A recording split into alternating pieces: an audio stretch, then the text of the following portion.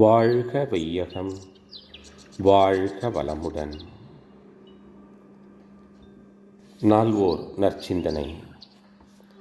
வாழ்க்கை மலர்கள். ஜனவரி 23.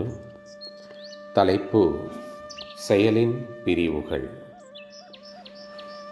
உடல் இயக்கத்தால் இயற்கையாக எழும் துன்பங்களை போக்கிக் கொள்ள உணவு, உடை, வீடு, வாழ்க்கை துணை இவைகள் ஒவ்வொருவருக்கும் தேவைப்படுகின்றன. இந்த தேவைகளை தேட, பெற, வைத்திருக்க, அனுபவிக்க, பிறருக்கு உதவ ஒவ்வொரு மனிதனுக்கும் உரிமை உண்டு.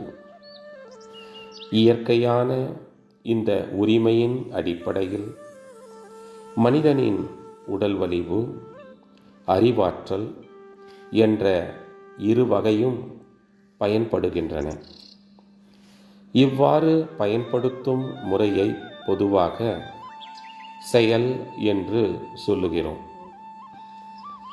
மனிதனுடைய செயல்கள் அதற்கு உரிய நோக்கங்களை கொண்டு பிரிக்கப்பட்டதில் அவை தொழில், கடமை, தியாகம், தொண்டு என 4 வகையாகிவிட்டன. தன் உடலின் இன்பம், பணம், பாசம் என்ற 3 வகை குறிக்கோள்களை கொண்டு ஒருவர் புரியும் செயல் தொழில் எனப்படும்.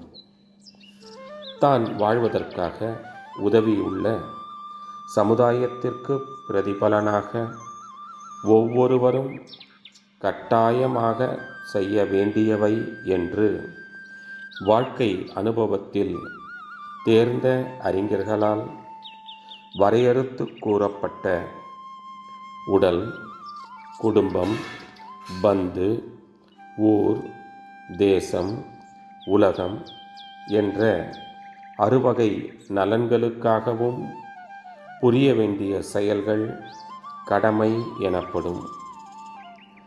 குறிப்பிட்ட ஒரு நோக்கத்திற்காகவோ, ஒரு மனிதனுக்காகவோ, மனித குழு ஒன்றிற்காகவோ உணர்ச்சி வயப்பட்டு தன்னை அர்ப்பணித்து கொள்ளும் செயல் தியாகம் என்று சொல்லப்படும்.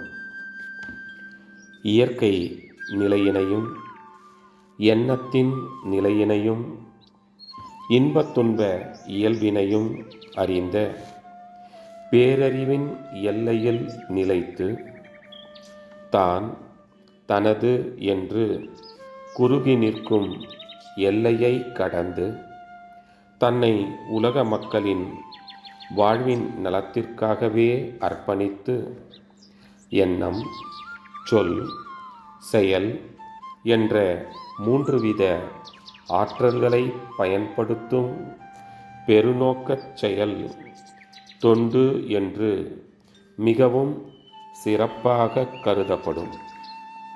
அருள் தந்தை வாழ்க வளமுடன். தொடரும்.